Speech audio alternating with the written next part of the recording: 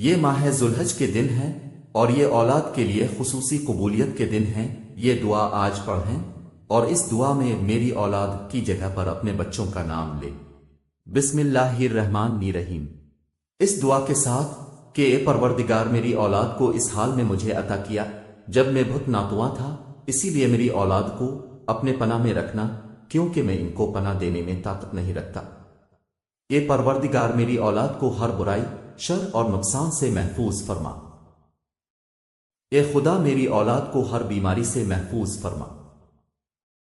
اے مہربان رب، میرا امتحان اور آزمائش میری اولاد میں قرار نہ دینا۔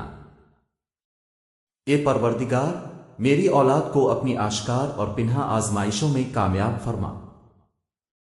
اے رب کریم میری اولاد کو اپنے صالحین میں سے قرار دے اور میری اولاد کو دین و عبادت و اخلاق میں بہترین لوگوں میں سے اور زندگی میں سعادت مندوں میں سے مقرر فرما۔ اے پروردگار میری اولاد کو حلال کے ذریعے حرام سے روک دینا اور کرم الہی سے اپنے سوا کسی کے محتاج نہ کرنا۔ اے رب رحیم جس طرح اپنی کتاب پاک کی قیامت تک حفاظت کرنی ہے، میری اولاد کو شیطان کے شر سے محفوظ رکھنا۔ اے مہربان رب اپنے پاکیزہ ترین بندوں کے ساتھ دوستی اور قرب اور اپنی ذات پر توکل میری اولاد کو نصیب فرما۔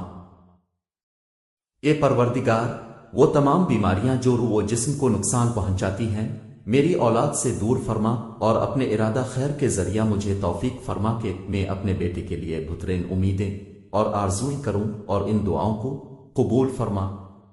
اے پروردگار مجھ تک میری اولاد کا احسان اور نیکی میری اپنی زندگی میں مجھے نصیب فرما اور ان کی دعاؤں کے ذریعے مجھے موت کے بعد خوشی اور سکون عطا فرما۔